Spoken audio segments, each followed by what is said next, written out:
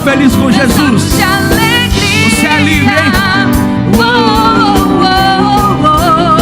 Gritamos de alegria.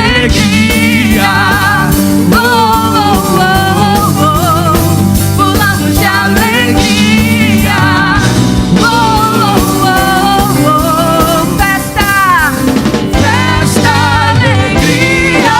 É uma dança de celebração ao único digno Jesus. Seu nome é Jesus. Festa, alegria. É um povo que se reúne aqui diante do trono do Rei, do Rei dos Reis. Cantamos, cantamos de alegria. Dançamos, dançamos de alegria. Pulamos, pulamos de alegria. Gritamos, gritamos de alegria. Aleluia.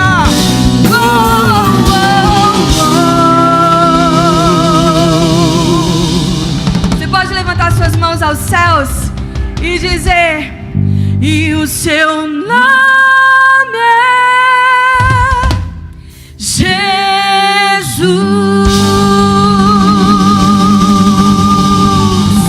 Nós celebramos a Ti, Senhor.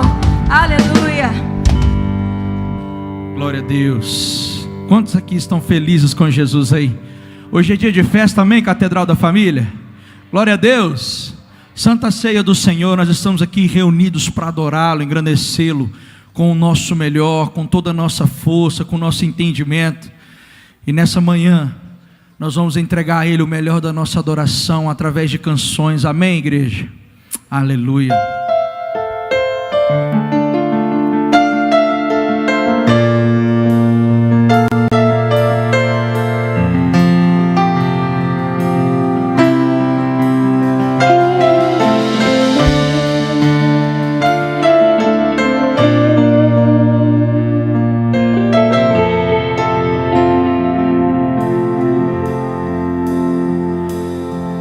Tua morte ali na cruz, carregando a minha dor, você se expôs por mim, se entregou em meu lugar e me deu uma nova chance. Eu vou recomeçar. Diga bem forte: vou deixar na cruz tudo que passou, tudo que ficou para trás. Olho pra você, corro pra você, o teu amor me chama. Diga bem forte: tua morte ali na cruz, carregando a minha dor, você se expôs por mim, se entregou em meu lugar e me deu uma nova chance. Eu vou recomeçar. Diga bem forte: eu vou deixar na cruz tudo que passou, tudo que ficou para trás. Olho pra você, corro pra você, seu amor me chama.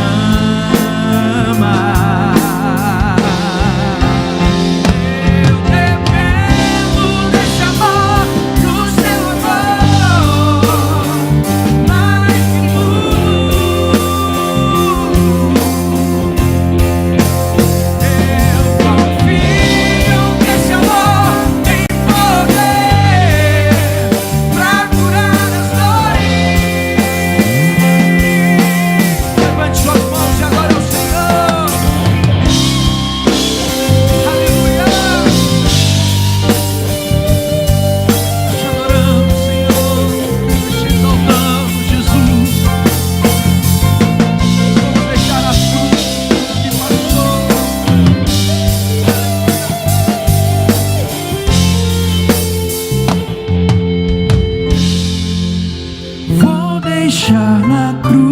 Pode erguer as suas mãos.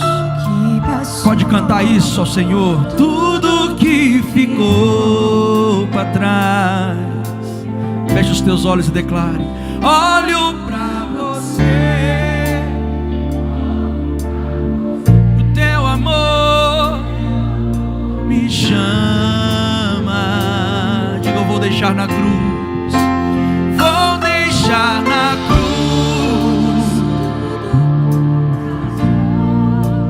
Tudo que ficou para trás. Diga: eu olho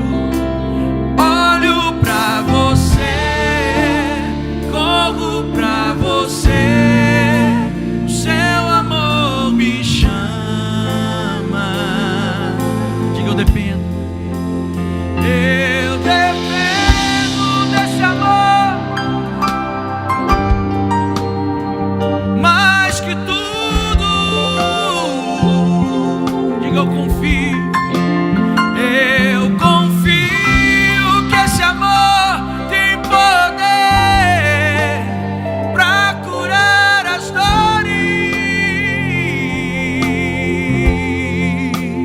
Você pode glorificar o nome de Jesus?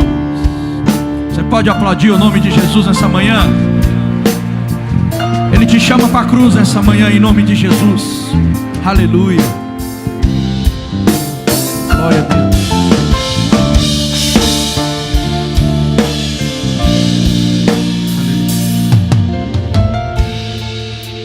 Glória a Deus. Ao Senhor toda honra e toda glória. Nós vamos agora interceder. Eu quero que você interceda por uns nomes que eu vou falar aqui. Mas antes de nós começarmos a orar, nós vamos louvar ao Senhor, porque o pastor Silcio já foi desentubado, totalmente restaurado, praticamente totalmente restaurado, porque o povo de Deus se levantou aqui nesse lugar. Na vigília quarta de guerra nós levantamos em oração em favor dele. Então assim, não ficou com nenhuma sequela. Amanhã ele vai estar operando. Então ele já foi desentubado. Para quem não sabe, o nosso pastor deu uma parada cardíaca, né? Um infarto e uma parada cardíaca. Mas o Deus que responde às orações já nos respondeu. Ele já está conversando, já foi totalmente desentubado e amanhã vai fazer a angioplastia. Então assim, nós vamos agradecer a Deus pelo que Ele fez até agora e também pelo que Ele vai fazer ainda. Então é muito importante você pegar um nome desse. Quando nós, o povo de Deus, nos unimos em oração, toca o coração de Deus e Deus responde a nossa oração. Eu sou prova viva disso, né? Então que você, cada nome que for lendo aqui, que você interceda. Rodrigo, conversão e libertação. Maria José, cura. Luciane, libertação. Samuel, libertação. Rafael, libertação. Raul Menezes, cura de diabetes. Mirelle de Almeida e Silva, restauração. Daniel Ribeiro, libertação. Henrique Viana, libertação. Kaique, libertação. André Alves, cura de câncer. Henrique, 11 anos, fazendo aniversário hoje, cura do câncer. Marla, cirurgia na próxima quarta-feira, câncer. Para o pastor Silcio, né? Para amanhã, né? A angioplastia. Para Cibele, cura de transtorno bipolar. Raquel Teixeira, saúde. Vanessa Gomes, causa na justiça. Wesley, libertação e conversão. João Batista, libertação e conversão. Ana Luísa, libertação. Plínio Alves, libertação. Pedro Henrique, exame de ordem da OAB. Jocelito, restauração da saúde. Cristina Lima, cura e libertação. Então vamos orar? A pastora Carmen Fófano, que está com dengue também, tá bom? Então abaixa sua cabeça. E assim como aquele povo orou para Pedro sair da prisão, o povo de Deus, Deus libertou Pedro daquele lugar. Senhor, nessa mesma fé, Jesus, Tu és aquele que pagou tudo naquela cruz. Tu tudo o Senhor fez por nós. Senhor, e nós, como filhos amados do Senhor, tomamos posse daquela cruz ali agora, na vida dessas pessoas, que haja libertação nesta manhã, que vidas que estão aprisionadas, que precisam de uma libertação, na autoridade do nome de Jesus, sejam livres pelo poder que há no nome de Jesus. Senhor, aquele que precisa de uma porta aberta nesta manhã, Senhor, que portas estejam abertas no nome de Jesus. Senhor, nós pedimos também para aquele, Senhor, que precisa de uma cura, de um milagre nesta manhã. Senhor, que haja milagre no poder e na autoridade do nome de Jesus. Senhor, e nós já te adoramos, nós já te louvamos, porque o Senhor responde a oração do teu povo, que o Senhor escuta a nossa oração. E nessa manhã nós te damos toda a honra, toda a glória, todo o louvor. E ao Senhor nós aplaudimos, porque o Senhor merece toda a honra e toda a glória no nome de Jesus. Aplauda o Senhor nesta manhã pela fé. Vou deixar na cruz. Pode assentar, fique à vontade. Chegou aqui em minhas mãos alguns nomes de umas pessoas que estão nos visitando. Eu não sei se senhor Vaides ou Valdes? Vaides, Vaides. Cadê ele? Tá aí? Seja bem-vindo, Deus abençoe. Teria como se colocar de pé só um pouquinho para a igreja poder conhecer o senhor? O Francisco, a Fátima e o Gabriel. Francisco, ai que bênção, uma família. Mais alguém está nos visitando nessa manhã e não deu o seu nome na entrada, mas está nos visitando pela primeira, segunda, terceira vez? Tem mais alguém que está nos visitando? Amém, que bênção, sejam bem-vindos. Coloque de pé só um pouquinho, por favor. Atrás, amém, Deus abençoe a senhora. Que bênção ter vocês aqui. O que nós vamos dizer aos nossos irmãos e amigos? Esta igreja ama você. Receba um abraço do seu irmão.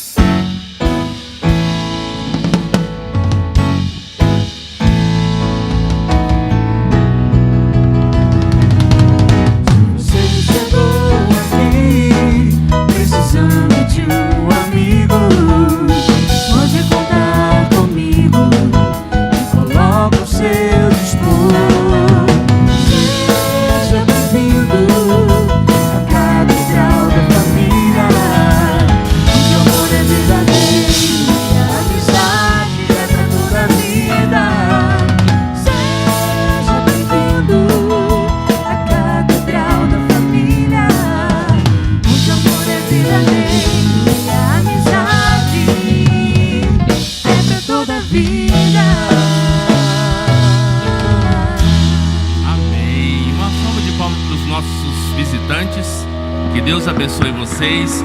As programações da igreja vão passar aqui no telão. Vocês são os nossos convidados. Amém? Quem está fazendo aniversário de hoje, domingo, até o próximo sábado? Pastor Vandeir já está aqui. É aniversário. É hoje ainda? É hoje. Ei, Pastor Vandeir, que bênção, hein? Então capricha no sonho. Amém. Quem está fazendo aniversário de hoje a sábado? Pode ser aniversário de casamento, viu, irmão? Não tem problema não.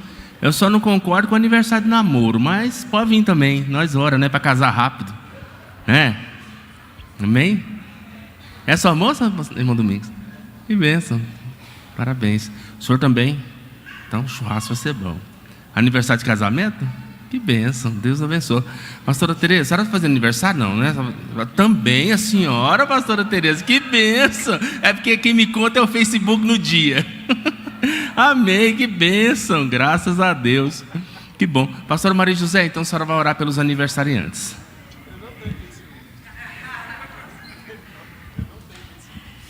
Então vamos orar. Senhor, nós colocamos diante do teu altar, Senhor, cada um, Senhor, dos teus filhos, das tuas filhas. Pai, que o Senhor acrescenta, Senhor, mais um ano de vida, Senhor, à vida deles. Pai, nós te agradecemos, Senhor, pela vida, Senhor, de cada um deles. Pai, pelo poder e autoridade do nome de Jesus, que o Senhor possa, Senhor, estar completando, Senhor, a obra, que o Senhor possa, Senhor, fazer milagres, que o Senhor possa, Senhor, suprir cada uma, Senhor, das suas petições, das suas necessidades. Visita, Senhor, os seus familiares, visita, Senhor, os seus filhos, visita, Senhor, a sua casa.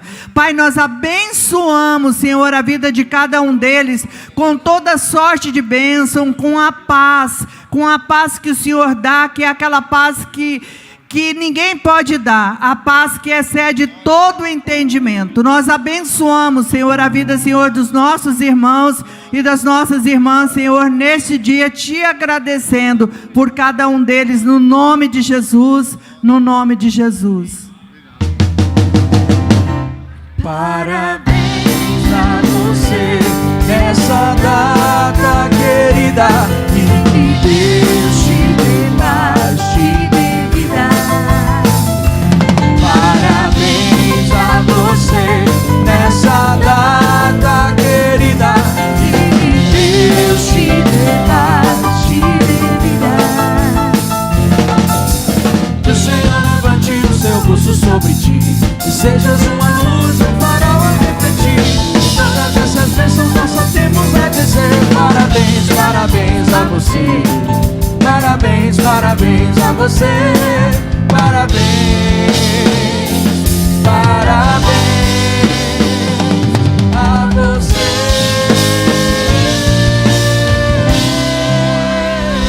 Amém, glória a Deus. Que bênção, viu?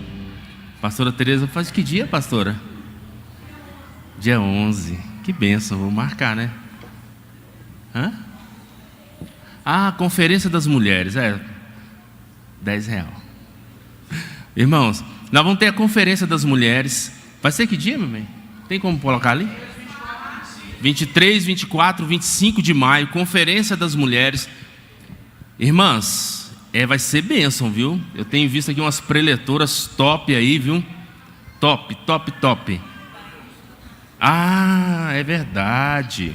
Olha, isso aqui vai ser distribuído?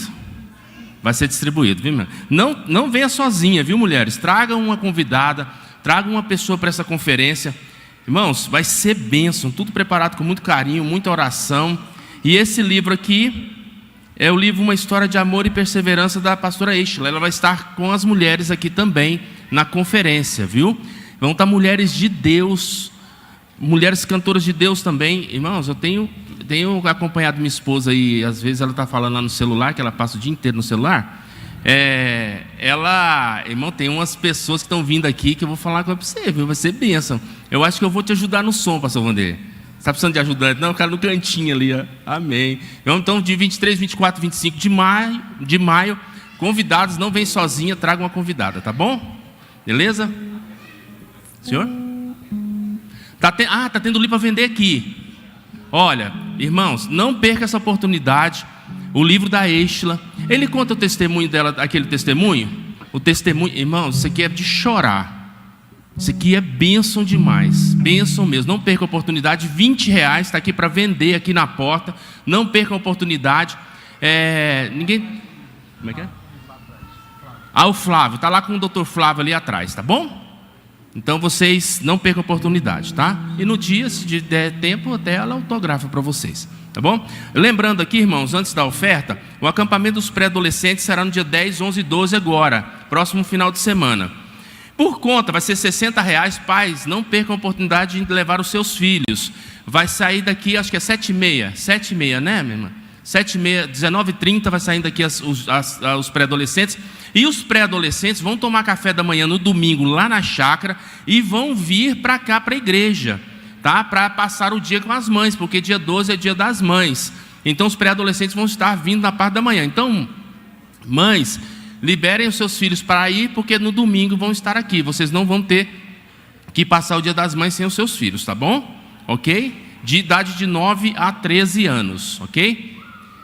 Vamos agora no momento da oferta. Você que trouxe a sua oferta, você que tem entendimento e conhecimento sobre a importância da oferta na casa do Senhor, para o mantimento da casa do Senhor, pegue sua oferta, eu quero orar por ela.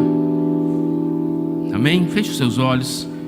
Eu quero orar pela tua oferta. Senhor, eu quero te louvar e te agradecer pela oportunidade de estarmos ofertando na tua casa. Deus, muito obrigado pela oportunidade, Senhor. Deus, que nunca venha faltar o pão de cada dia dos teus filhos. Que o Senhor venha, Senhor Deus, a cada dia estar resplandecendo o seu rosto sobre eles, dando a provisão necessária que os seus filhos precisam. E aqueles que não trouxeram, por algum motivo não tiveram condições, que o Senhor venha ser o Deus da provisão delas, e que elas possam no próximo culto ofertar com alegria, porque entenderam e receberam o milagre do Senhor. Quero te louvar e te agradecer por tudo em nome de Jesus. Amém. Oferte ao Senhor. Como Zaqueu, eu quero subir o mais alto que eu puder, só pra te ver, olhar para ti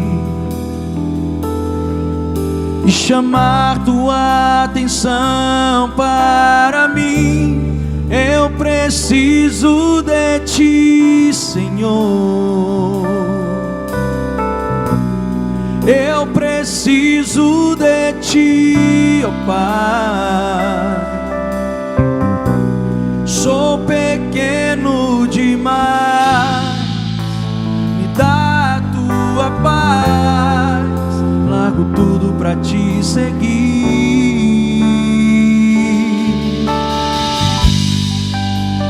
Entra na minha casa, entra na minha vida, mexe com minha estrutura, sara todas as feridas, me ensina a ter santidade. Quero amar somente a ti, que o Senhor é meu bem maior. Faz um milagre em mim.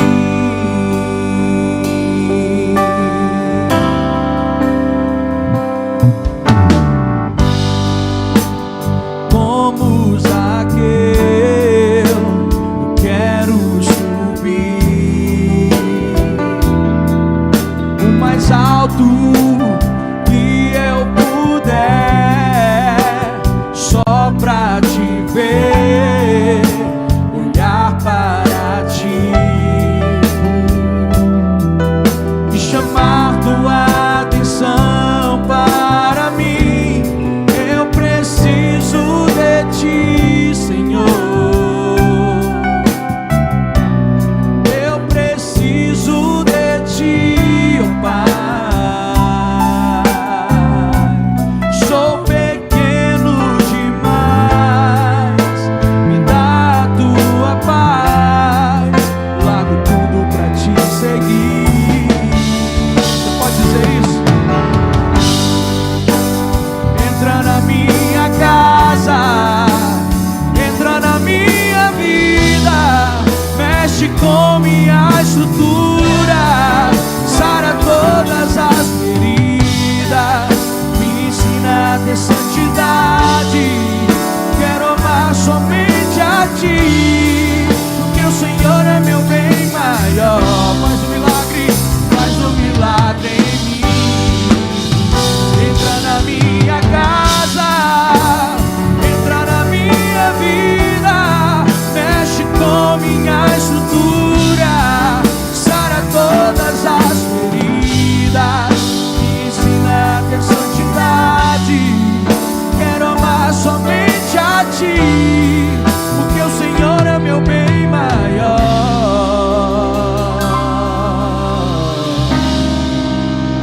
Faz um milagre em mim.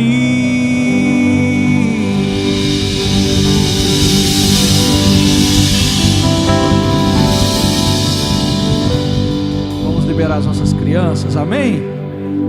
Com alegria. Quem não souber cantar essa canção tem que aprender, gente. Ela é bonita, né?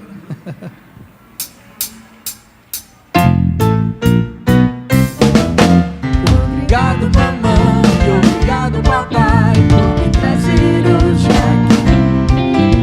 Pra minha salinha, com a minha cassinha, ver amigos e aprender de Jesus.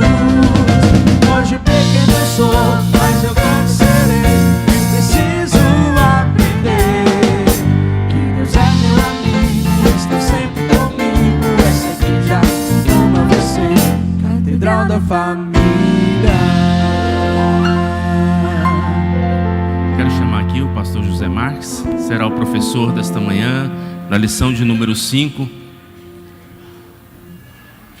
Uma lição importante, que fala sobre a palavra de Deus. E não teria uma pessoa melhor para falar sobre esse assunto que o nosso pastor José Marques. Um homem de Deus, mestre. Você está feliz com a vida do pastor José Marques aqui? Amém? Então quem está feliz, estenda suas mãos para cá. Vamos estar abençoando a vida desse servo do Senhor. Deus, nós colocamos a vida do teu filho na tua presença. Pai, obrigado, Deus, pela vida do teu filho, pelo desprendimento dele, pela bondade no coração dele de trazer, de estar vindo aqui até a sua casa para trazer a palavra do Senhor. Abençoa ele, a sua família, o seu lar, tudo que leva o nome do teu filho. O Senhor venha guardar, livrá-lo de todo mal, ser com ele, e que através do Espírito Santo ele possa trazer a mensagem que o Senhor quer que nós ouvimos, e aquilo que não queremos, mas precisamos. Nós te louvamos e te agradecemos por tudo, em nome de Jesus. Amém. Pai do Senhor, meus irmãos. Pai do Senhor, irmãos. Como diz o pessoal, vocês estão aí, né? Abra sua Bíblia em Neemias, capítulo 8.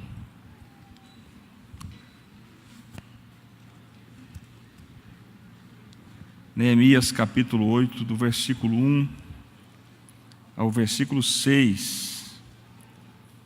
É o texto aí áureo dessa lição, de número 5. A autoridade suprema das Escrituras. Quem ama a escola dominical aí? Que bênção. Domingo sem escola dominical, né, Renan? Não é domingo. Domingo tem que ter escola dominical. Todos encontraram aí? Neemias, capítulo 8, do versículo 1 ao versículo 6. O texto diz assim: Então, como se fosse um só homem, todo o povo se reuniu na praça, diante da porta das águas, e pediram a Esdras, o escriba, que trouxesse o livro da lei de Moisés, que o Senhor dera a Israel. E assim, no primeiro dia do 7º mês, o sacerdote Esdras trouxe a lei perante a comunidade, que era constituída de homens, de mulheres e de todos os que podiam entender. E leu em voz alta de frente para a praça, diante da porta das águas, desde o alvorecer até o meio-dia, na presença dos homens e das mulheres e dos que podiam entender. E todo o povo estava atento à leitura do livro da lei. O escriba Esdras estava em pé sobre um estrado de madeira que havia sido feito para esse fim. E estavam em pé junto com ele, à sua direita, Matitias, Zema, Anaias, Urias, Uquias, Maazéias, e à sua esquerda, Pedaias, Misael, Malquias, Azum, Asbadana, Zacarias e Mesulão. Então, desde um lugar mais alto, Esdras abriu o livro e todo o povo conseguia vê-lo. Assim que abriu o livro, todo o povo se pôs em pé. Então Esdras bendisse o Senhor, o grande Deus, e todo o povo levantou as mãos e respondeu: Amém, Amém. E eles se inclinaram e adoraram o Senhor com o rosto em terra. Amém, meus irmãos? Tem gente que gosta de colocar nomes bíblicos dos filhos, olha que bonitos aí, né? Asbardanas, Mesulão,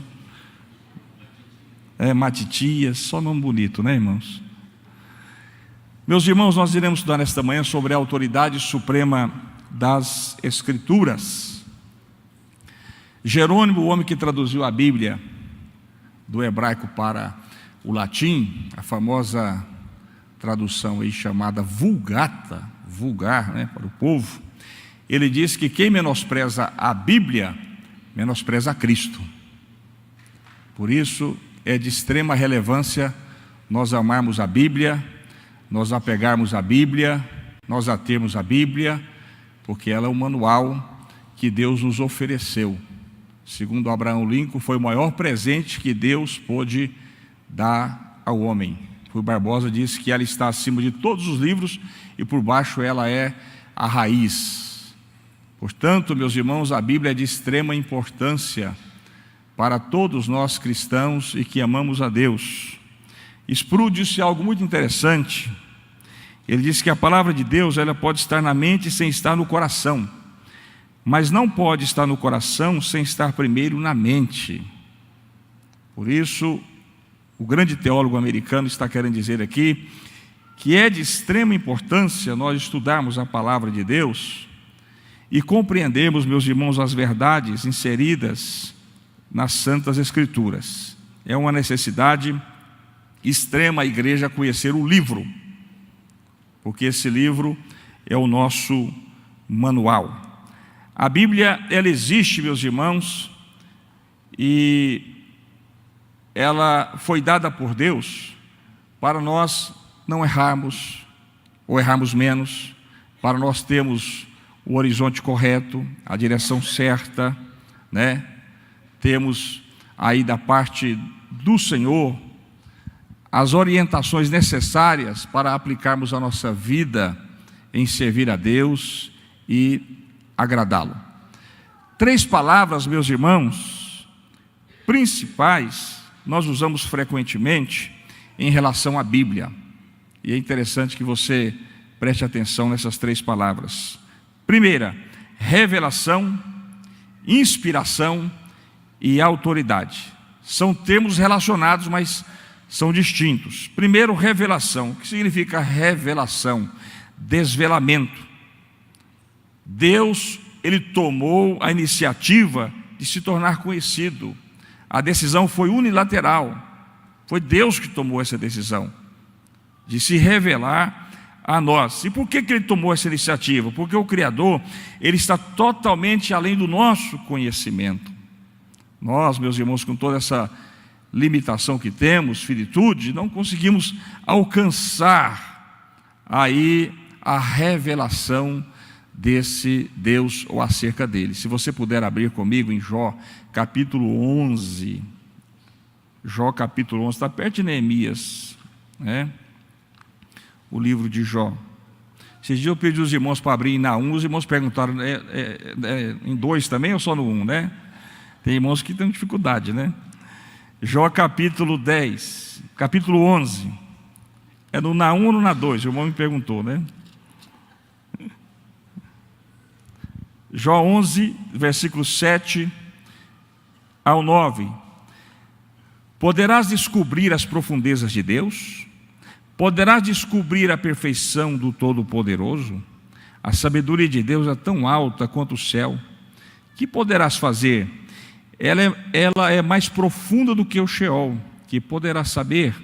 Ela é mais extensa que a terra e mais larga que o mar. Perceba, meus irmãos, que existe um véu entre a grandeza infinita de Deus e a nossa finitude. Por isso, se esse Deus não tivesse resolvido se revelar a nós, nós não teríamos, meus irmãos, sequer um pequeno aí conceito acerca dele. Isso só foi possível porque ele resolveu se deixar conhecer. Então, a primeira coisa que você precisa entender acerca da Bíblia é esta verdade: revelação. A Bíblia é a palavra em que Deus resolveu se revelar a nós. Amém? Outro termo, inspiração. Este termo nos aponta a maneira pela qual Deus escolheu se revelar. Ele se revelou parcialmente na natureza. Salmo 19, os irmãos conhecem muito bem. Os céus declaram a glória de Deus. Um dia dá testemunha, outro dia, e por aí vai. Ele se revelou também pessoalmente em Cristo. João capítulo 14, versículo 8 e 9, os discípulos disseram para Jesus: mostra-nos o Pai. E Jesus disse: eu estou aqui com vocês o tempo todo e vocês ainda não conhecem o Pai. Quem vê a mim, vê o Pai. E também ele se revelou, meus irmãos, verbalmente através da inspiração. Agora, mais uma vez, abra sua Bíblia na segunda carta de Paulo a Timóteo, capítulo 3, esse texto é muito importante para o estudo nessa manhã. Segunda carta de Paulo a Timóteo, capítulo 3, versículo 16.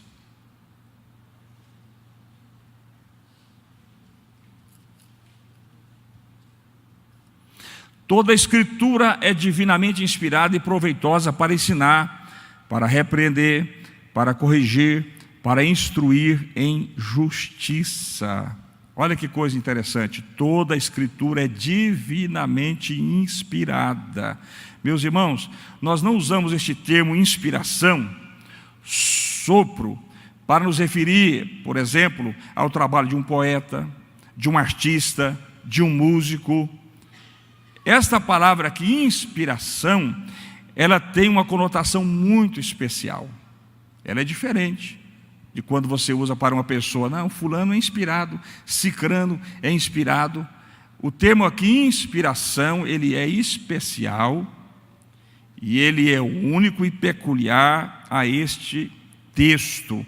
Toda a Escritura aqui é soprada por Deus. O termo aqui no original é theopneustos, sopro de Deus. Portanto, inspirar, o que é inspirar? É introduzir aos pulmões.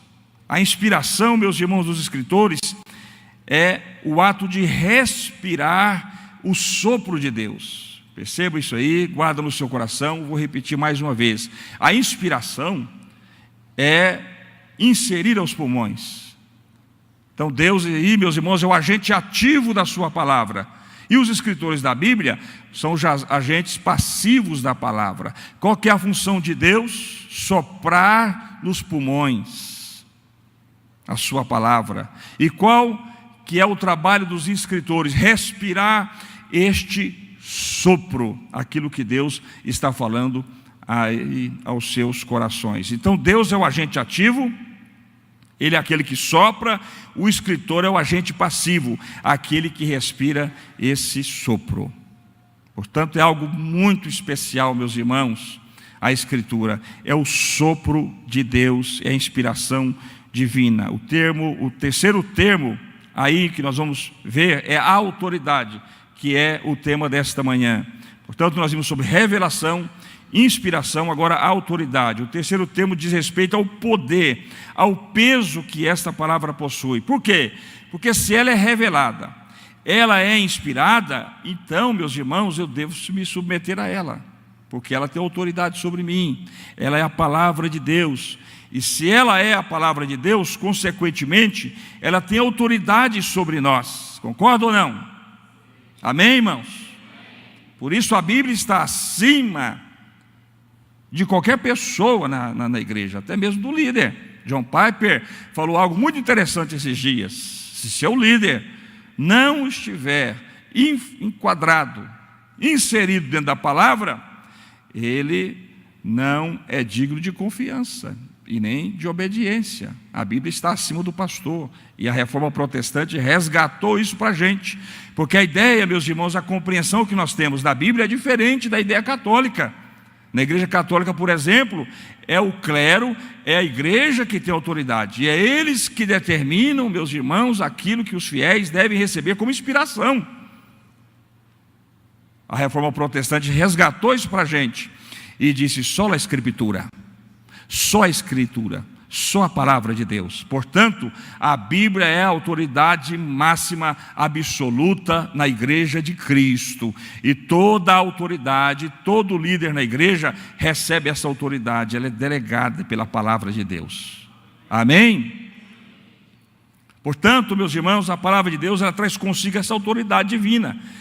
Ela é o discurso divino, e é nela que Deus se revela a nós por meio das palavras que pronunciou. Foi Deus que mandou escrevê-la.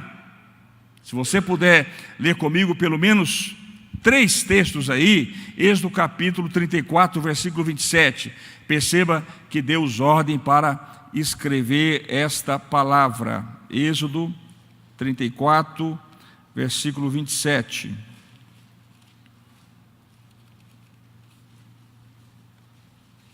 O Senhor disse a Moisés: escreve essas palavras, pois baseado nelas fiz aliança contigo e com Israel.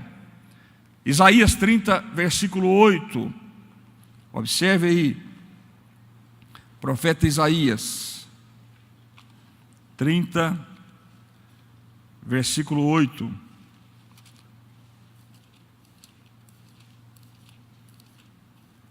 texto diz assim: vai agora, escreve isso numa tábua diante deles, registra num livro, para que fique como testemunho para o futuro, para sempre. Jeremias 32, só mais esse, tem vários. Diz assim: assim diz o Senhor, o Deus de Israel, escreve num livro todas as palavras que te falei. Portanto, meus irmãos, foi Deus que deu ordem para que a Bíblia fosse escrita, para que a sua palavra fosse registrada. E foi Deus que conservou essa palavra e fez com que ela chegasse até nós. Hoje a gente tem um privilégio, né, irmãos? Temos tantas versões de Bíblias, né? Tantas versões no Brasil. Agora publicaram a Bíblia, a versão transformadora, que texto maravilhoso. Tem Bíblia em paráfrase, como é a Bíblia viva. Tanto material que nós temos à nossa disposição, mas foi difícil para chegar até a gente. Não sei se vocês sabem, o João Ferreira de Almeida, ele traduziu a Bíblia toda, segundo a história. Tinha apenas 16 anos quando ele começou a traduzir a Bíblia. 16 anos de idade. E depois de traduzir toda a Bíblia, ele colocou no navio para que ela fosse então para a imprensa. E ela se perdeu, meus irmãos. Ninguém sabe para onde aquele material foi parar.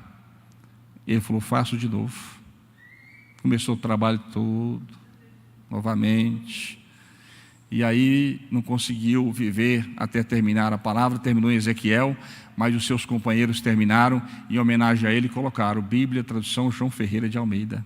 Você já pensou, meus irmãos, para essa Bíblia chegar até você, suas mãos, o tanto de trabalho que esse pessoal teve? E às vezes a gente não valoriza a palavra de Deus. Isso eu estou contando uma história, mas tem cada história lindas, meus irmãos, acerca da Bíblia, que vale a pena você estudar mais um pouco acerca disso. Portanto, a Bíblia, ela foi, meus irmãos, aí dada por Deus.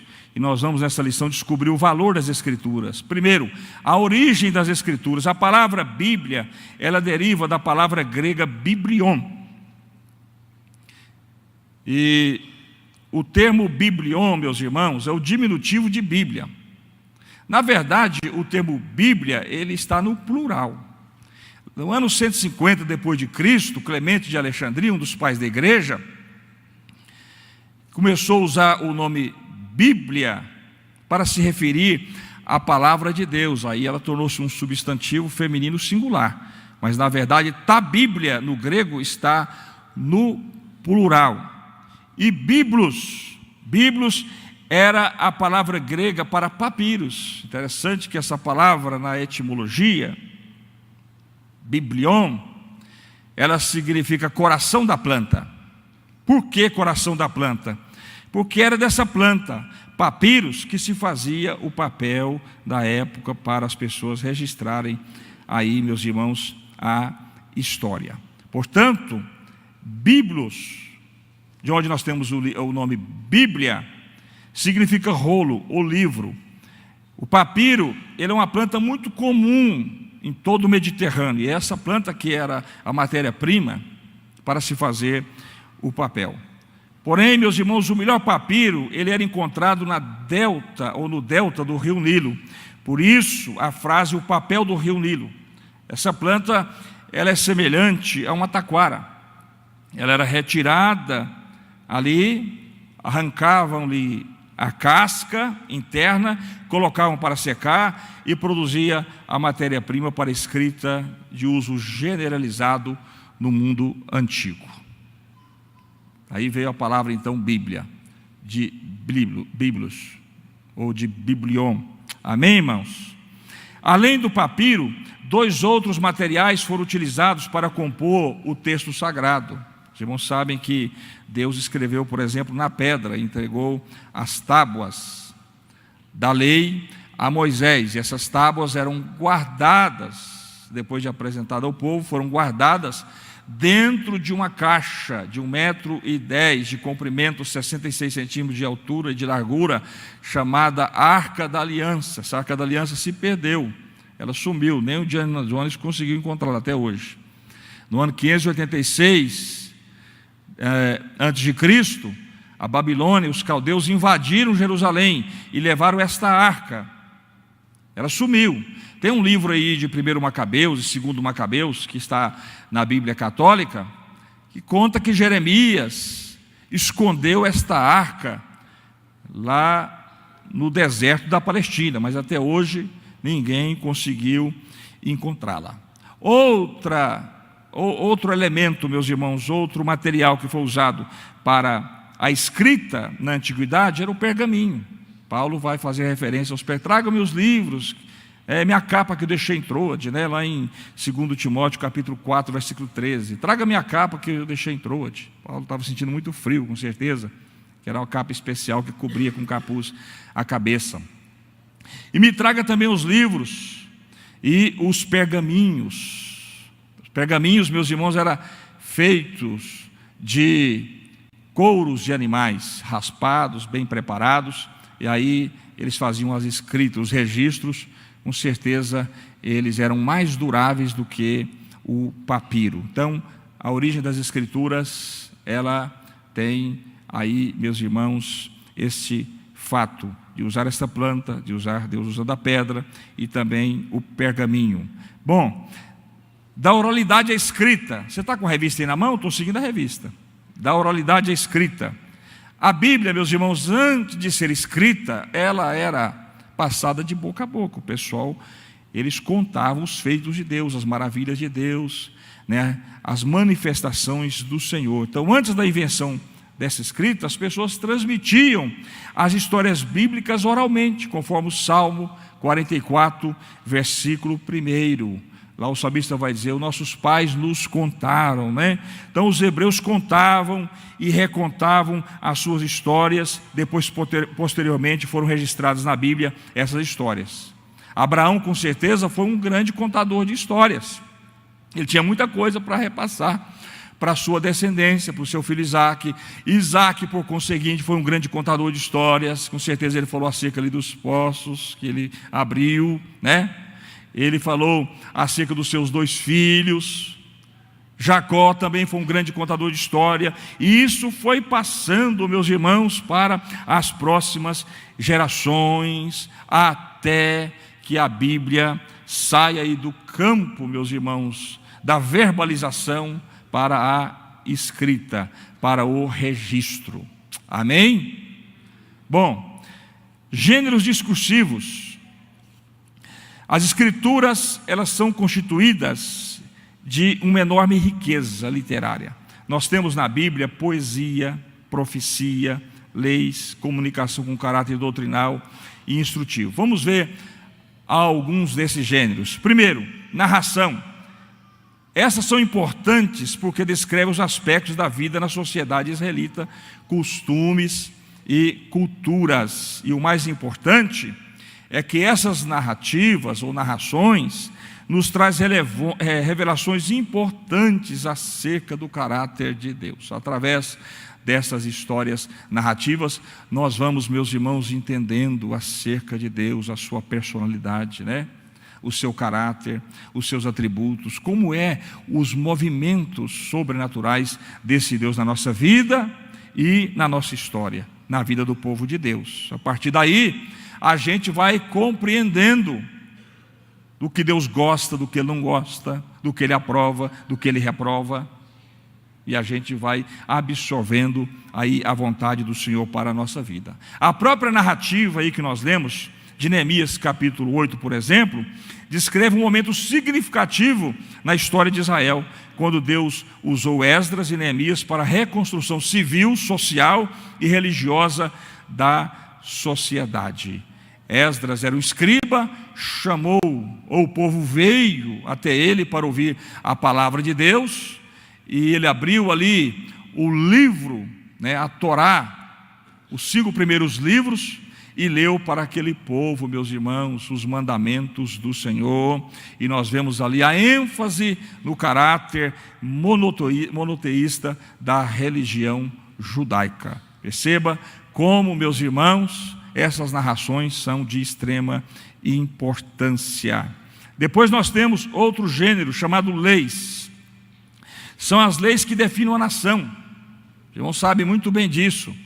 O povo hebreu, quando saiu do Egito, era apenas um povo, não era uma nação. Só se tornou nação depois que recebeu a lei, porque uma nação é definida pelas leis que ela possui. Se você chegar, por exemplo, na Coreia do Norte, os homens só podem fazer 3 tipos de corte no cabelo, ou 5, não sei, eu estava nesses dias. Também as mulheres recebem ali toda uma orientação acerca das suas vestimentas, os homens também. Então, você chegando lá, você vai logo perceber, esse país tem algumas leis, e essas leis definem esta nação. Todo mundo que olhava para um israelita sabia que ele era um israelita, em função da sua dieta alimentar, em função da sua piedade. O israelita, por exemplo, só trabalhava até o pôr do sol da sexta-feira, e voltava a trabalhar depois do pôr do sol do sábado. Não podia comer porco, não podia comer coelho, não podia comer algumas espécies de peixes. Então, quem olhava para um israelita sabia que ele era um israelita. As leis definiam aquela nação e definem até hoje ainda. Então, a própria leitura da lei por Esdras, que possibilitou o avivamento dos israelitas na reconstrução dos muros de Jerusalém, né? A própria leitura da lei por Esdras, que possibilitou o avivamento dos israelitas na reconstrução dos muros de Jerusalém. O texto que nós lemos, nós vemos que Esdras, ele não leu outra coisa a não ser as leis que estavam registradas na Torá. Então, qual é a necessidade da lei? Muitas. Primeira, orientar o povo na relação com Deus. Êxodo capítulo 20, né, os primeiros mandamentos são a questão do nosso relacionamento com Deus. Os outros demais mandamentos são acerca dos nossos relacionamentos com os irmãos, com o próximo. A lei também foi dada, meus irmãos, para nos capacitar para a obediência perfeita, aquela que é produzida pela fé em Jesus, conforme Hebreus capítulo 8, versículo 10. Vamos ler esse texto, é de extrema importância. Hebreus capítulo 8, versículo 10.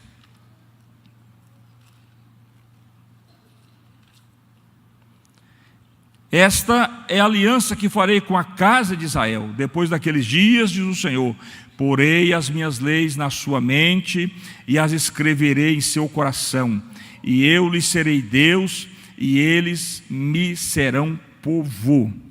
As leis, meus irmãos, elas jogam luzes em Jesus, na pessoa de Jesus. E a lei também, meus irmãos, foi dada até para o homem perceber a necessidade de um Salvador, para o homem compreender que Deus exige da gente, exige muita coisa. São 600 mandamentos, 560 ordenanças. Como nós, meus irmãos, podemos cumprir tudo aquilo? Não tínhamos nenhuma condição.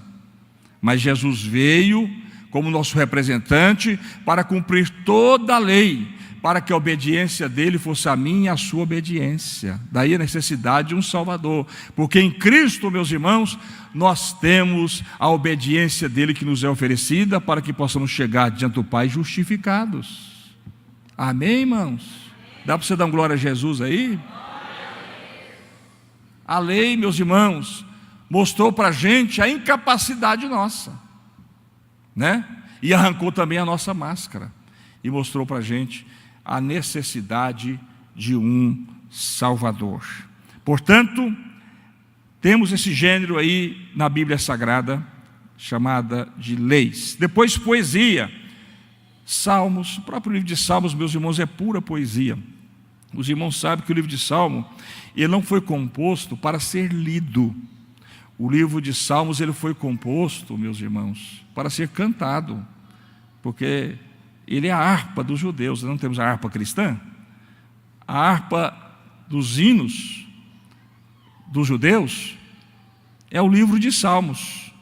Por isso, meus irmãos, o antigo nome desse livro é Telihim, que significa louvores. Nós temos também o livro de Provérbios, Eclesiastes, Cantares, são todos livros poéticos. Mas a poesia bíblica, ela não se resume só nesses livros. Em toda a Bíblia nós temos poesias. Nós temos, por exemplo, o cântico de Miriam, quando atravessou o Mar Vermelho. Nós temos o cântico de Ana, quando recebeu a bênção ali de ter um filho. Nós temos o cântico de Débora. Nós temos o cântico de Davi, naquele funeral de Saul e de Jonatas. Nós temos no Novo Testamento, meus irmãos, vários cânticos. 1 Coríntios capítulo 13, Paulo canta um hino ao amor. É chamado de o Salmo 23 dos escritos paulinos. Ali é um cântico. Por isso, a Bíblia, ela está cheia de poesia. Nós temos outro gênero, profecia. No início da história dos israelitas, eles não tinham um rei. Os irmãos sabem muito bem disso, que o desejo de Deus era governar aquela nação, ele ser o rei daquele povo. Mas aquele povo ficou olhando outras nações e começaram a dizer: as outras nações têm reis, tem um líder principal e a gente quer rei. Deus se aborreceu com aquilo e permitiu que um rei fosse colocado. E o primeiro não deu certo, o povo escolheu, não foi Deus. O homem era muito bonito, né?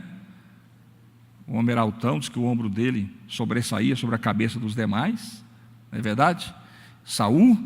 Mas aquele homem foi uma tragédia.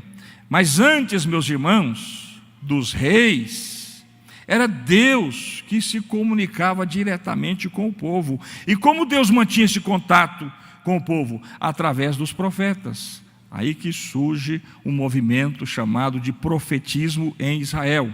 Eram homens e mulheres que falavam em nome dele. Houve, meus irmãos, provavelmente dezenas e dezenas de profetas. Nós só conhecemos esses que estão aqui inseridos nas páginas da Bíblia, mas com certeza foram dezenas, centenas de profetas levantados por Deus para falarem àquela nação. Houve também, meus irmãos, profetas, conselheiros de juízes, de reis que governaram a terra. Davi, por exemplo, ele tinha um profeta capelão no palácio, o Natã, aquele que denunciou o pecado dele. Se você estudar a história de Natã, você vai perceber que Natã cuidou de Davi todo o reinado, e foi ele que sepultou Davi. Durante toda a vida de Davi, ele teve o cuidado do profeta Natã. E esses profetas, eles falavam à nação, eles falavam aos reis. Há profetas, por exemplo, que foram juízes, como o caso de Débora, que era uma profetisa. Samuel, ele era juiz também e profeta. Os reis se aconselhavam, conforme disse aos irmãos, com esses profetas. Esses profetas confrontavam o pecado da nação, chamavam a nação à responsabilidade, tentavam trazer esta nação para a presença do Senhor. Depois nós temos os profetas escritores, cujos livros levam o nome deles, esses que estão aí inseridos na sua Bíblia, na nossa Bíblia. Amém?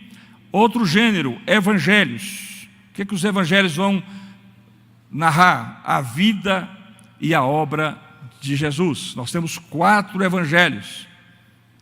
3 evangelhos são chamados de sinóticos. A palavra sinótico é uma mesma visão. Por quê? Porque eles são parecidos, são semelhantes. O primeiro evangelho a ser escrito foi Marcos. Marcos serviu de fonte para os demais evangelhos. Embora ele seja mais conciso, seja menor, ele serviu de fonte para os outros evangelhos. Só para os irmãos terem ideia, 80% de Marcos está inserido em Mateus.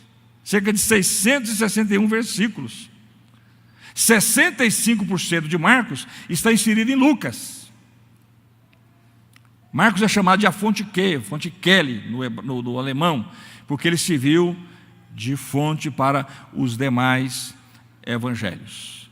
E os 3 evangelhos são chamados de sinóticos, embora a gente tenha 4 evangelhos, porque João é diferente dos demais evangelhos. João é totalmente diferente. Mateus foi escrito para os judeus, especificamente, né? Os primeiros endereçados foram os judeus. Mateus é interessante, meus irmãos, que ele não segue uma ordem cronológica dos fatos.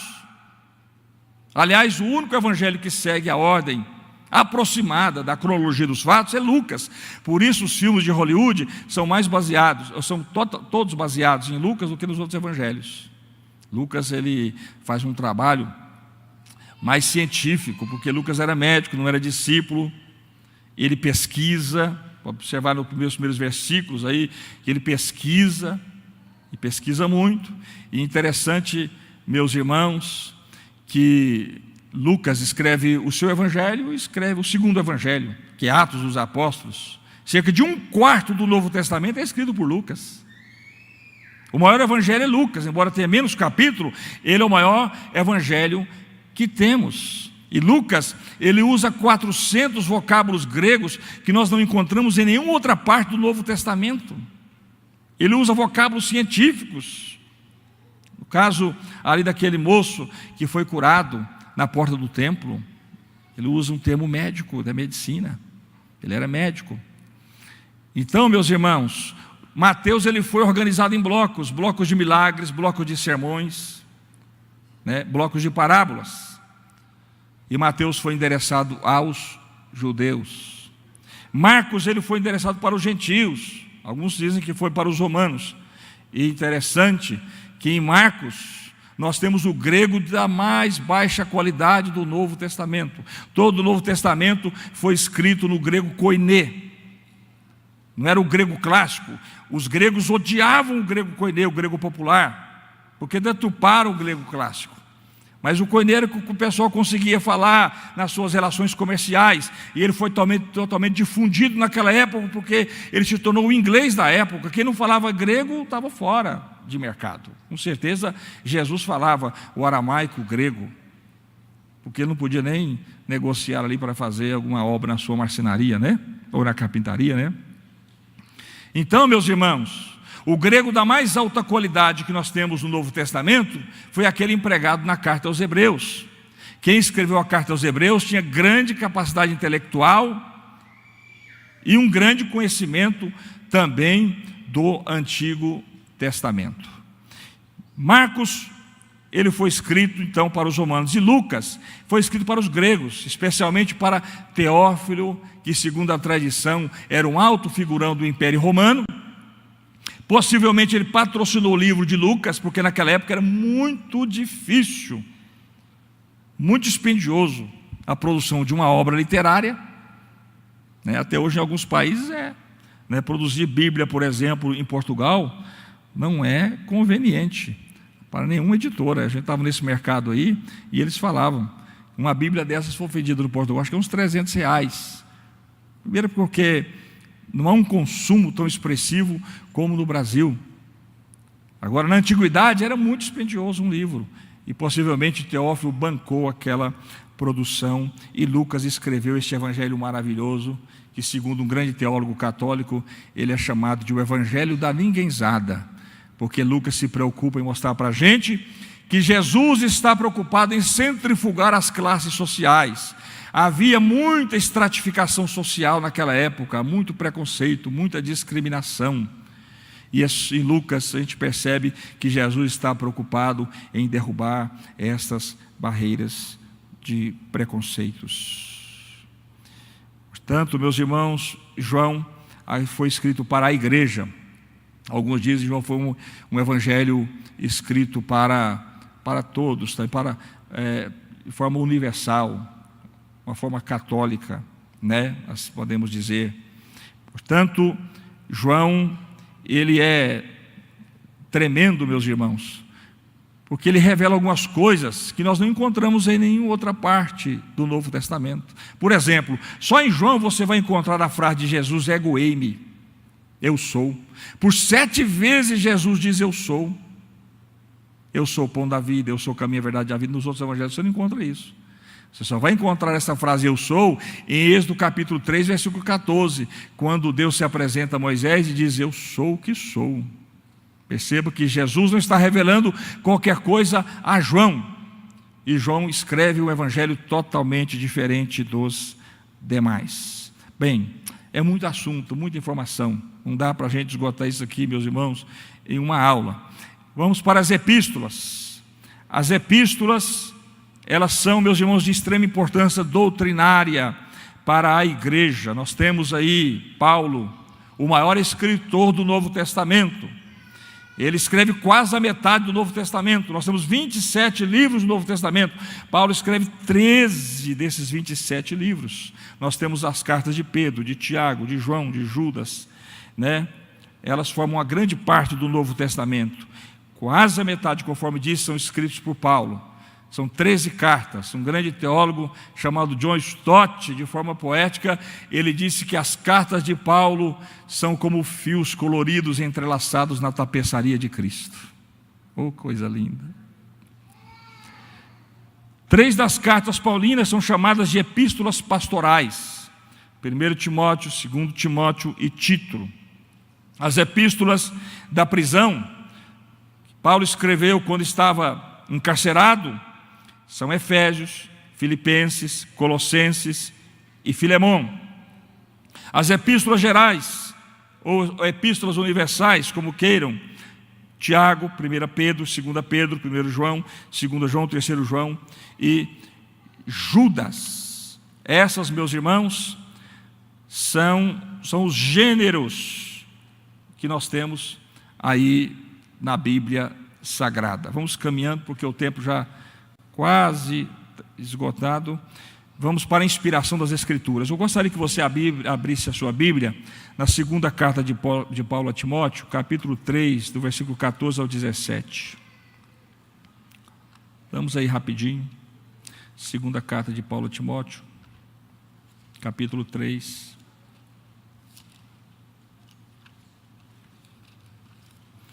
Do versículo 14 ao 17.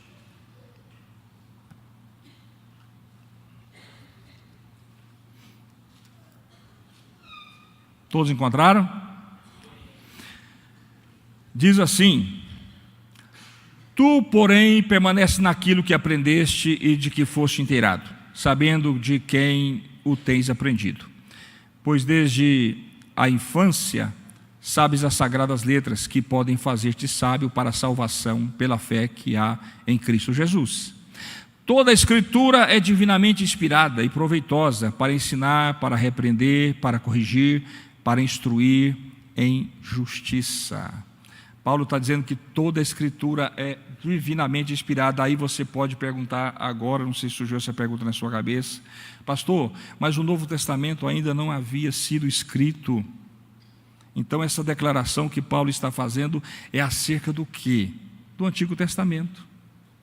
O Novo Testamento ainda não estava totalmente completo, mas algumas cartas de Paulo já tinha, meus irmãos, aí o conceito de serem inspiradas por Deus, e elas já rodavam em todas as igrejas. Se você puder ler comigo Colossenses capítulo 4, versículo 16.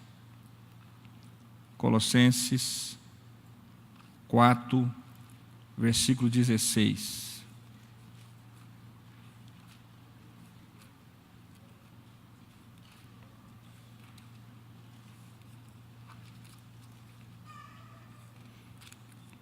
Encontraram aí? Diz assim: depois de lida entre vós, fazei com que esta carta também seja lida na igreja dos Laodicenses, e procurai ler também a carta de Laodiceia. Perceba que essas cartas vão rodando entre as igrejas. Ora aí, em 1 Tessalonicenses, capítulo 5, versículo 27. Primeira carta de Paulo aos Tessalonicenses, 5, 27.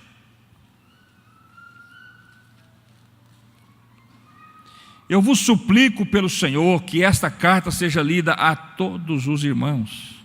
O que está acontecendo? Paulo faz a sua primeira viagem, e ele, meus irmãos, ele roda muito.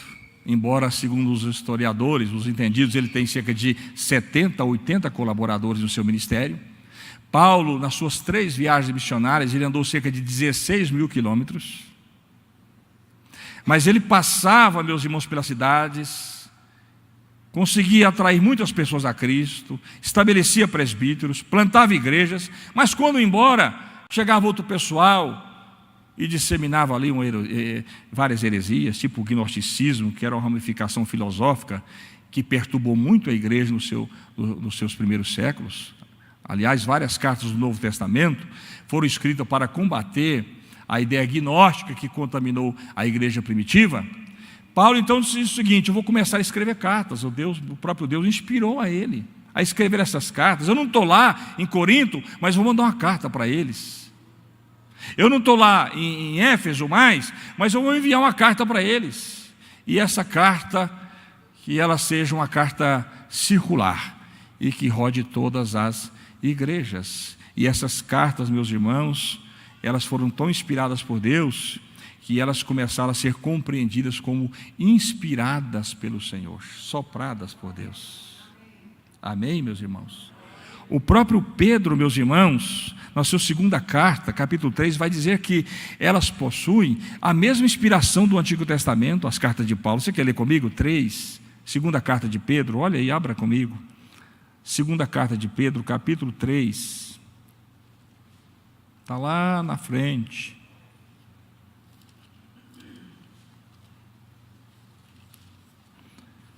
Versículo 14 ao 16. Encontraram aí? Diz assim: por isso, amados, enquanto aguardais essas coisas, esforçai-vos para que sejais achados em paz por Ele, imaculados e irrepreensíveis. Considerai como salvação a paciência de nosso Senhor, assim como o nosso amado irmão Paulo também vos escreveu, segundo a sabedoria que lhe foi concedida, a exemplo do que fazem todas as suas cartas, falando acerca dessas coisas, nas quais há pontos difíceis de entender, que os ignorantes e inconstantes distorcem, como fazem também com as demais escrituras, para a sua própria destruição. Perceba que Pedro coloca as cartas de Paulo em pé de igualdade com o Antigo Testamento. A mesma inspiração de Deus. Amém, irmãos? Olha 2 Pedro, capítulo 1, versículo 21. Pois a profecia nunca foi produzida por vontade humana, mas homens falaram da parte de Deus, conduzidos pelo Espírito Santo. Só essa palavra conduzida aqui dá para a gente falar meia hora. É tão forte, meus irmãos, essa palavra aqui no original. Deus conduziu esses homens pelo seu Espírito a falar. Então, ao longo da história, surgiram agora várias teorias acerca da inspiração das Escrituras. Apenas, meus irmãos, uma é aceita pelo povo de Deus. Surgiu. Como que a Bíblia foi inspirada? O que aconteceu? Desceu o Espírito Santo sobre a pessoa? Houve iluminação? Aí várias teorias foram levantadas e nós vamos caminhando para o final, observando aqui algumas teorias falsas sobre a inspiração do texto sagrado. Primeira, teoria do ditado. A ideia dessa teoria é que o Espírito Santo possui a mente e o corpo dos escritores e usou as mãos dos escritores para escrever a palavra, sílaba por sílaba, palavra por palavra. Uma espécie de Chico Xavier, de psicografia. Isso é uma teoria falsa. O Espírito Santo não possuiu a mente de nenhum dos escritores bíblicos dessa forma. Por quê? Porque, meus irmãos, nós vemos que cada escritor possui o seu estilo peculiar. Seu estilo peculiar. Por exemplo, Amós era boiadeiro e plantador de sicômoros, né? E Deus usou ele, mesmo sendo um trabalhador rude. Deus usou Isaías, o homem da corte, né? Parente de reis. Deus usou, meus irmãos, Pedro, que era um pescador. Dentro da sua limitação, Deus usou ele, na sua capacidade intelectual. Deus usou um Paulo, que era um cosmopolita, que dominava, eu imagino, os 4 idiomas da época, e que conhecia não só a teologia bíblica, mas também, meus irmãos, a filosofia. Tanto é que ele vai lá em Atenas e prega no Areópago. Não era fácil falar no Areópago. Segundo os entendidos, a pessoa que era levada no Areópago para discursar tinha que falar no mínimo 2 horas, senão ele era ridicularizado. E aí eu fico impressionado, não só com a capacidade retórica de Paulo, mas com a capacidade literária de Lucas, que pega um sermão de 2 horas e coloca num capítulo da Bíblia. Capítulo 17. E Paulo chega ali diante, meus irmãos, daqueles homens em Atenas, no Areópago, e não tem como abrir a Bíblia, porque ele está diante de um público que não conhece a Bíblia, que não conhece a Torá, que não conhece o Pentateuco. Paulo vai buscar, meus irmãos, verdades contidas nos filósofos. Ele vai citar Cleantes, Epimênides, ele vai citar vários filósofos que não sabiam nada acerca do Deus da Bíblia, mas que falaram verdades, porque segundo Calvino, ninguém tem a posse da verdade, até o diabo pode usar a verdade, e filósofos falaram a verdade, um descrente pode usar a verdade. Justino, um dos pais da igreja, chamou, meus irmãos, da filosofia grega de o logos espermáticos, a revelação do logos na sua origem, da sabedoria de Deus. Portanto, Paulo, diante daquele público, ele vai pregar uma mensagem usando verdades que os gregos conheciam. E Deus usa, meus irmãos, todos esses homens com seus estilos. Portanto, essa teoria do ditado, ela não tem respaldo bíblico. A teoria da inspiração natural. A Bíblia foi escrita por homens dotados, eles dizem que a Bíblia foi escrita por homens dotados de inteligência, força intelectual, e negam a ação sobrenatural de Deus. Também é outra falácia, é outra mentira. Nós já vimos que muitos homens simples foram autores da palavra de Deus, escritores. E por último, a teoria da inspiração das ideias. Deus apenas inspirou as ideias, mas não inspirou as palavras. É outra mentira também. Deus inspirou as ideias, Deus inspirou as palavras. Pastor, é mesmo? Até quando Malaquias lá disse que Deus estava tão chateado que ia pegar o excremento dos animais e esfregar no rosto do pessoal, até isso Deus inspirou. Foi Deus que falou, viu, irmãos? Foi Deus que falou. Aliás, meus irmãos, tem texto na Bíblia aqui no original que não pode nem ser traduzido ao pé da letra. A Bíblia usa, os tradutores, esse pessoal que trabalha com a tradução, usa eufemismo, né, ou algum arranjo. Aquela ideia lá, por exemplo, em que Eliezer colocou a mão debaixo da coxa de Abraão, fazendo um juramento que ia buscar a esposa para o seu filho, ali não é na coxa, irmão. No original ali, ele pegou, foi na genitália mesmo, do Abraão, porque a genitália representava a vida, então ele está fazendo um juramento, e que se ele não cumprir, ele vai pagar com a sua própria vida, mas não é traduzido assim. Então os tradutores, meus irmãos, trabalharam para essa Bíblia chegar até a gente, para a gente entender. Por exemplo, quando fala em reis, acho que a primeira era o reis, aqueles do sexo masculino, no original está assim, aqueles que fazem xixi na parede. A palavra, quando diz assim que o homem coabitou com a mulher, é fortíssima no original, mas traduzida para a gente assim, ficou, coabitou, né? Portanto, meus irmãos, Deus, Ele inspirou as ideias e inspirou também as palavras. Amém? E para a gente terminar, a teoria correta. Qual que é a teoria correta? É a teoria verbal e plenária. Deus inspirou, guiou e supervisionou os autores sagrados na escolha das palavras usadas, respeitando, entretanto, as características de cada autor, quanto ao estilo, cultura, nível intelectual, impedindo-os de cometerem quaisquer erros. A inspiração verbal e plenária, ela abre caminho para aquilo que nós não vamos falar nesta manhã, a inerrância, a infabilidade da Bíblia Sagrada. Esses dias um teólogo grande de São Paulo, que eu respeito muito, até na oportunidade, se o pastor Salmo permitir, ele vai trazer aqui, viu, pastora Cássia, a senhora também, para falar, ele é muito bom falar para presbíteros, diáconos, escatologia. Eu até assustei. A hora que ele fez aquela pergunta para mim, eu falei, rapaz, logo para mim?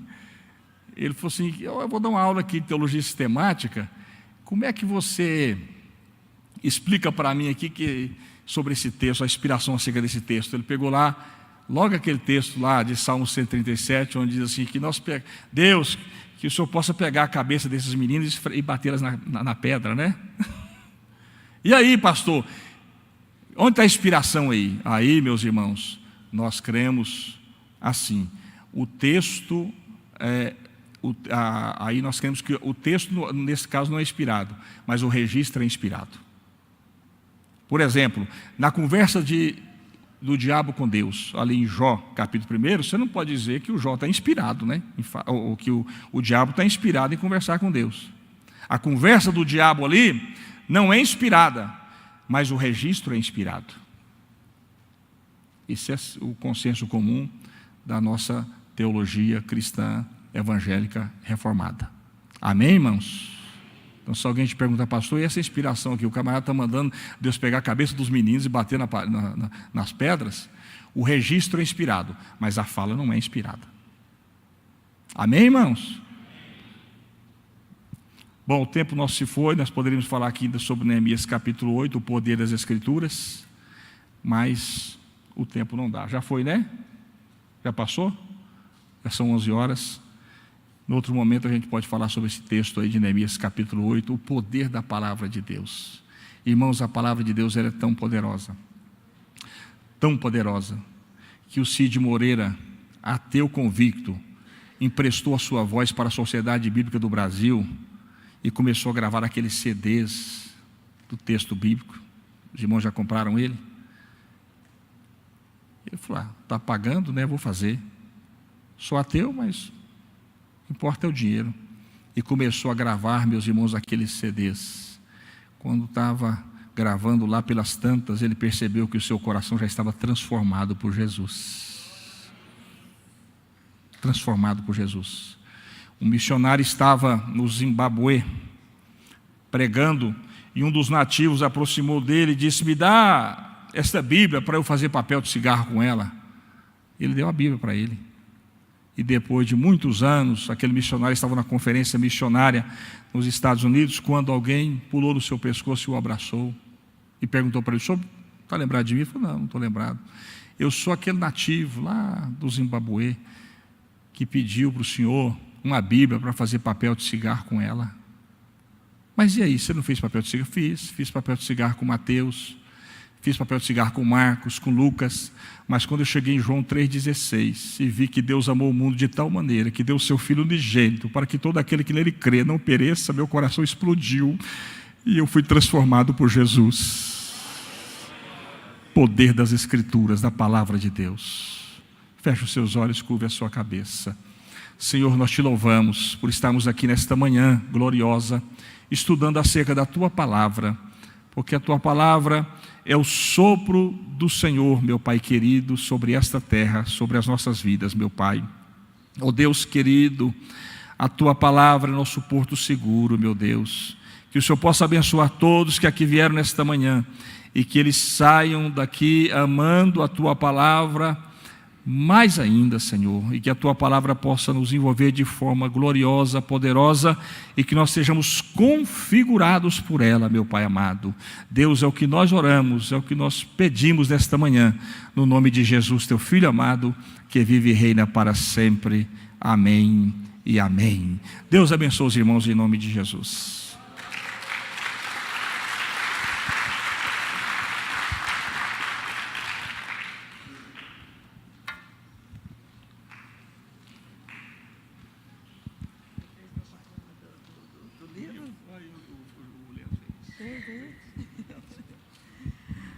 Glória a Deus.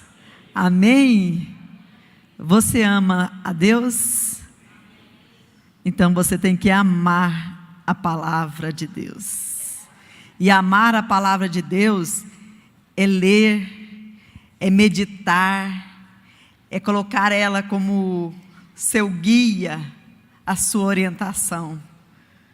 Porque como no texto áureo está escrito, lâmpada para os meus pés e luz para o meu caminho. Eu coloquei como orientação de Deus para a minha vida. Antes de falar com qualquer pessoa, eu falo com Deus em primeiro lugar. Então, antes de eu abrir o WhatsApp, antes de eu falar no telefone com alguém, eu vou para o meu lugarzinho, o meu quarto de guerra, e eu vou buscar do Senhor a direção, a inspiração para a minha vida. E eu posso dizer para vocês que É incrível como Deus tem me direcionado passo a passo, todos os dias. Para aquele dia, Deus, na manhã, Ele já me fala o que eu tenho que fazer, o que eu tenho que falar, atitudes que eu tenho que tomar para aquele dia. De manhãzinha, eu já recebo do Senhor essa palavra. Então, queridos, faça disso um hábito para a sua vida.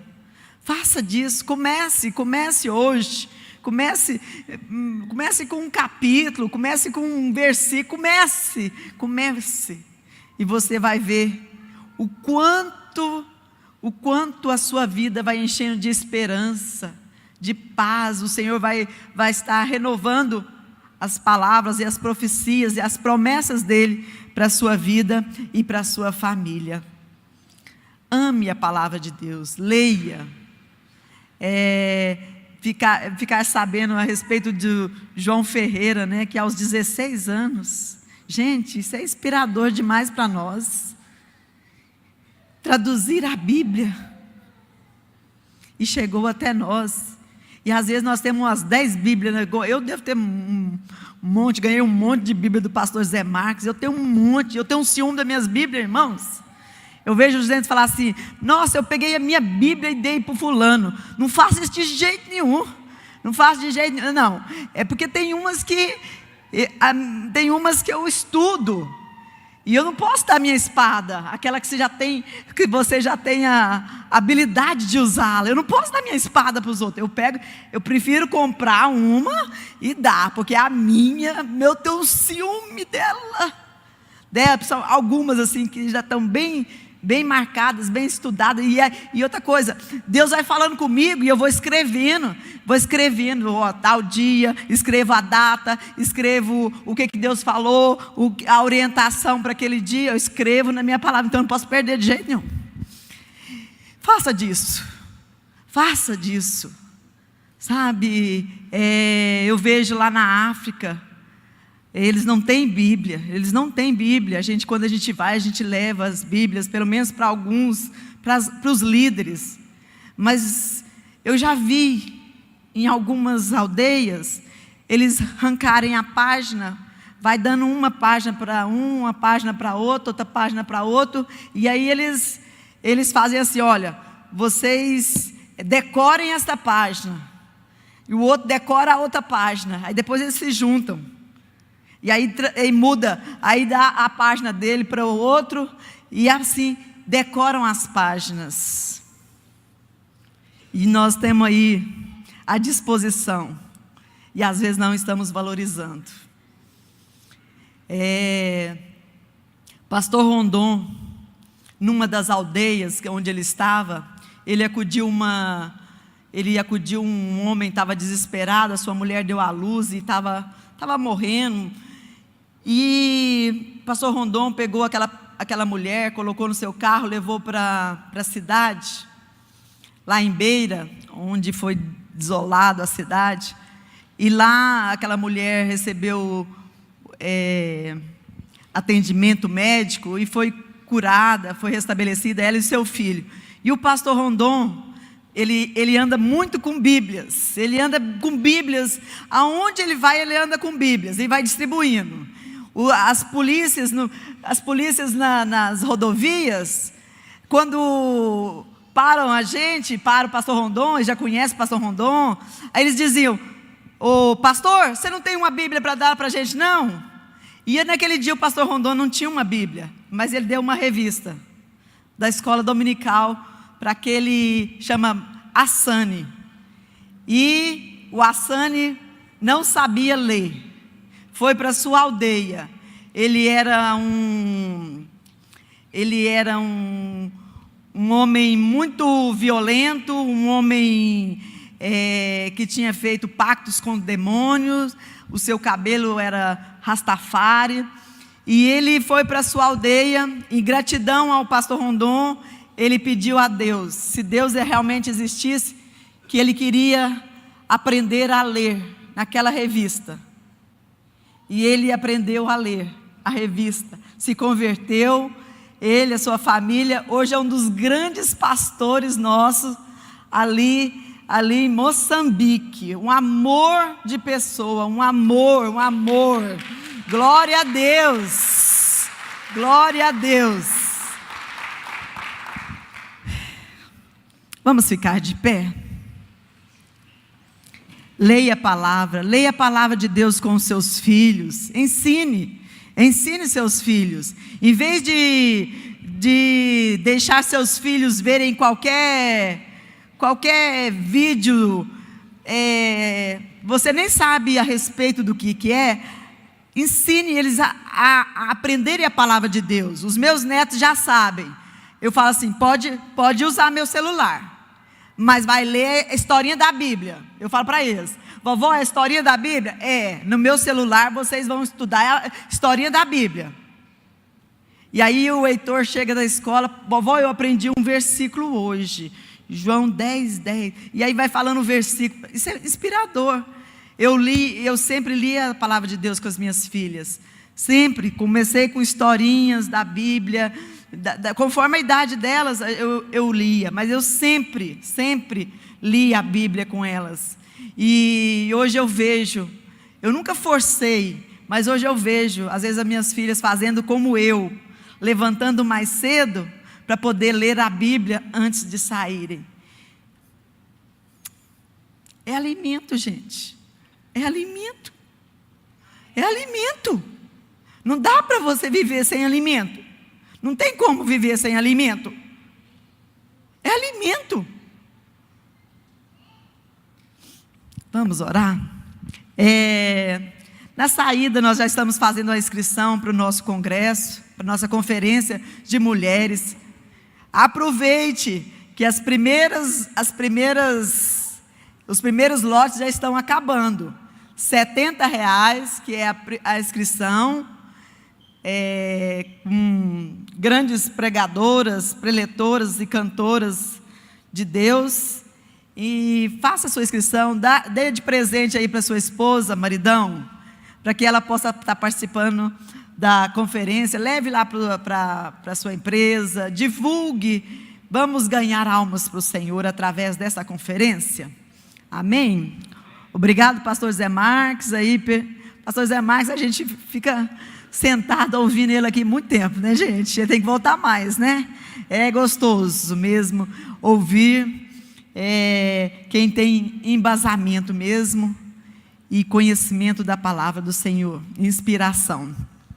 Senhor, meu Deus e meu Pai, nós te louvamos, Pai querido, por esse dia, pelo privilégio, Pai querido, pelo privilégio, Senhor querido, porque a tua palavra chegou até nós, porque homens de Deus, inspirados por Deus, decidiram, meu Deus querido, em suas vidas, deixar que Deus se revelasse através da sua palavra, através da inspiração, da revelação, e chegou até nós, que possamos valorizar, meu Deus querido, que possamos valorizar esse alimento que tem nos fortalecido, tem nos sustentado e nos dado esperança, Pai querido, porque as tuas palavras não falham, as tuas promessas são fiéis e verdadeiras, e no tempo certo hão de cumprir, meu Deus querido, tudo aquilo que está determinado. Nós te louvamos, Pai, pedimos que a bênção do Senhor seja sobre a vida de cada um, de cada